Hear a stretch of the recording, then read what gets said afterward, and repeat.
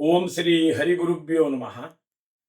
गोवर्धनधरं वंदे गोपालं गोपरूपिणं गोकुलोत्सवमीशानं गोविंदं गोपिका प्रियं. अधिक ज्येष्ठ मासो मे 17 तारिकेदकूनु आरंभ. तज्जि पूर्व सर्व जनपदाक अधिक मास समयचेरी आम्ही कसन आचरण कोरका घरांतू आम्ही कशी चोल का आमगे देवळांतू आम्ही पावनु कसल स्याव करेत हे चरडू वांक आता दाखवूनचे तांगिले मन आणतो हाडचे कार्यक्रम पड्डाल दावनस. अधिक मास म्हण कोडले मला मास म्हणून सांगताय. अधिक मास समयचे रे संक्रमण नातील निमित्त तक मला मास अधिक मास म्हणून सांगताय.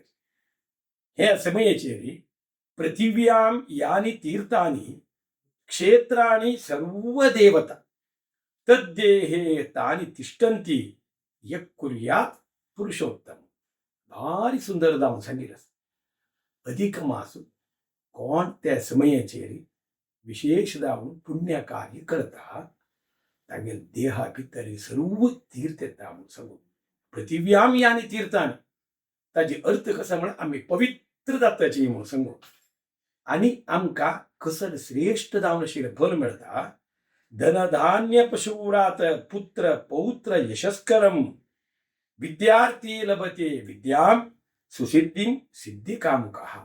भारी चंदू कोण सांग आमका धनधान्य तशी पुत्र पौत्रादी अभिवृद्धी चरडू बांधाव कदल विद्ये ते विद्येंतो आमका साधन करता सर शक्ती हे सर्व अधिक मासाचे आराधने निमित्त मिळता.